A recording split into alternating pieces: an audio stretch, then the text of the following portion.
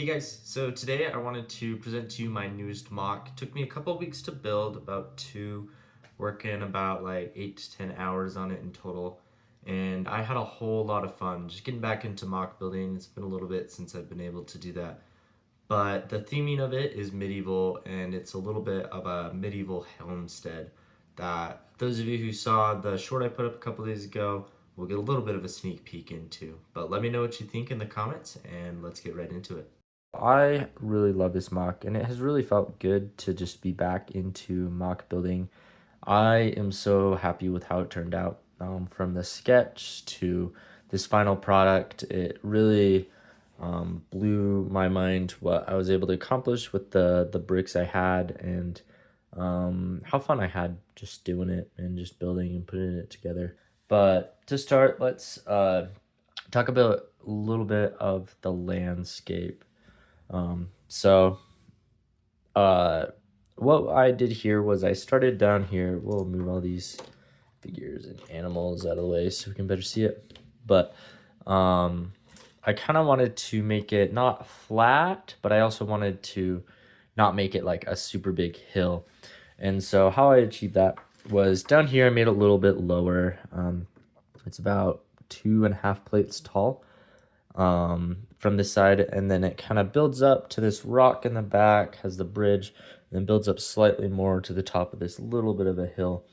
And I think it came out really, really good. It gives you more of a dynamic landscape, not just like a monotone flat surface as some mocks tend to be, some of my older ones and some ones I've seen online. But I'm really happy with how that turned out. So we'll go left to right. So over here, we got the little bit of a beach and kind of just a shore area. And I did some studs not on top techniques on the sides to kind of get this curved edge, make it clean, transition the corners into it. And I think that looks pretty good. And then we layered it up all the way up to the top of this rock, which is connected to the waterfall, which you can kind of see there under the bridge.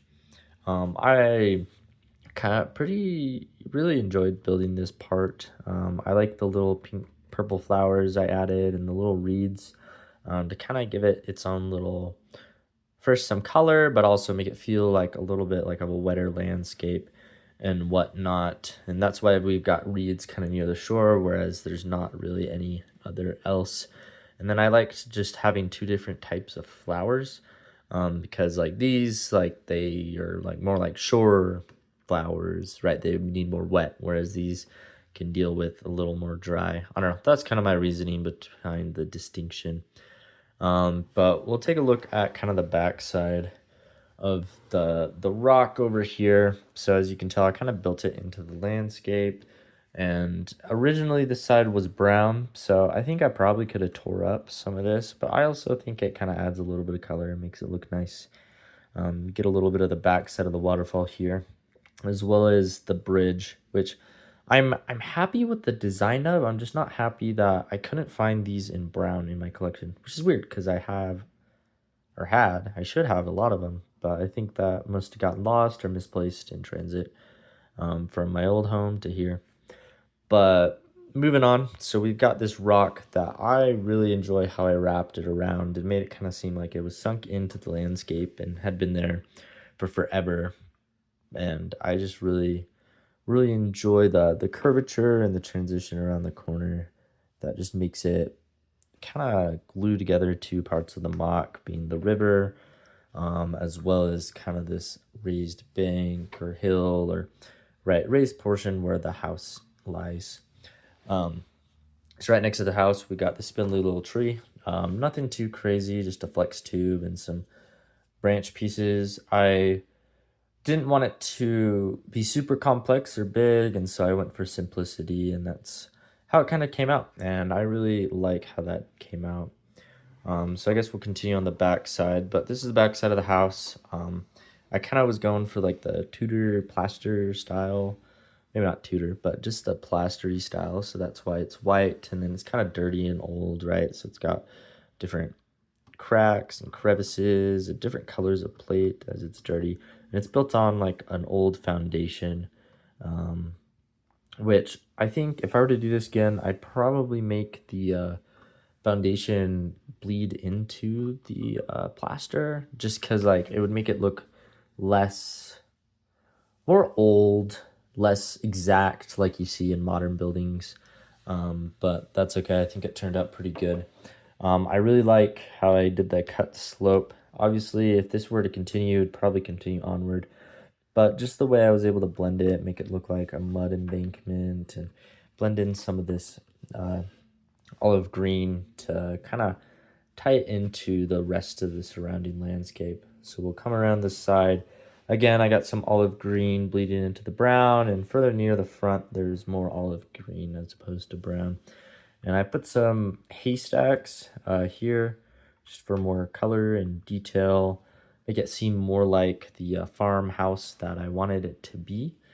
And I got those from, there's a 4+ tractor set that I purchased mostly for the sheep. This one right here. I put it together just because, but also I think there's just different aspects of it. Like these haystacks I stole directly from it, and I think they look pretty good on the mock. So I guess back towards the front, we've got these rose bushes. I added orange just to kind of mix it up. There's one back there along the side, as well as just the rest of the hill face and this little rock.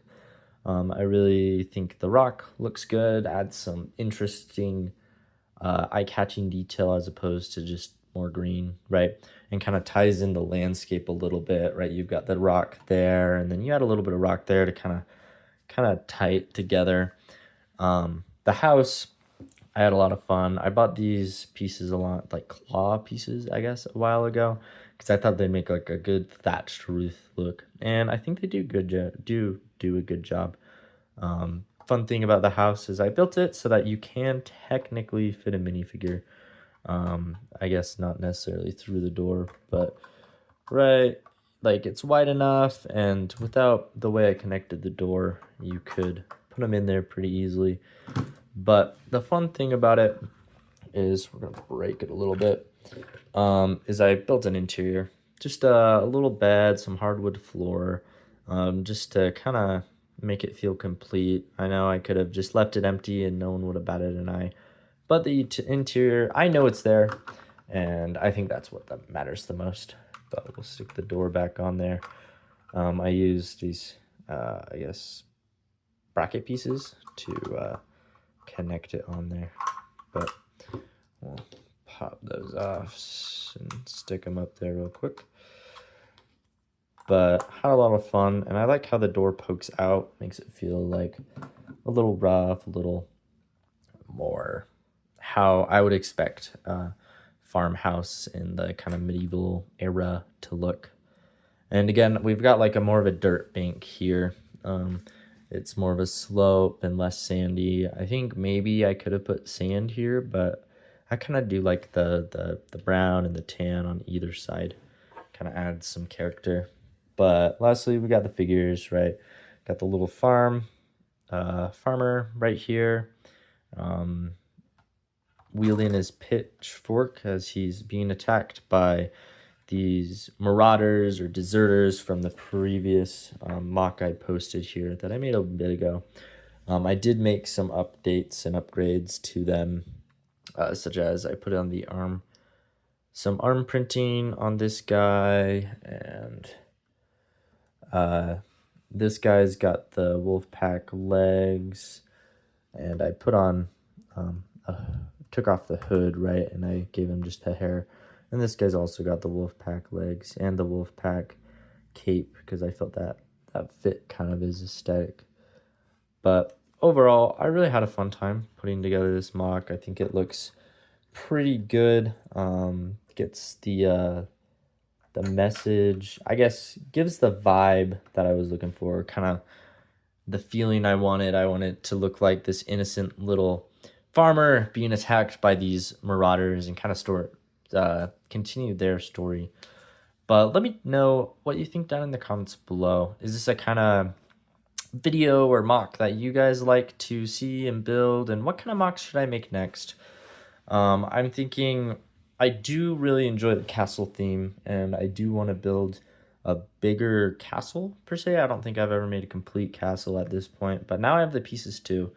And I feel like that's pretty reasonable. But I also want to jump back and forth between castle and Star Wars and other mock genres that I enjoy. But let me know what you think down in the comments below. Please like, comment, and subscribe if you haven't already. I'm trying to hit 50 subscribers and kind of share my passion with others. But until next time, stay safe out there, and I'll talk to you next time.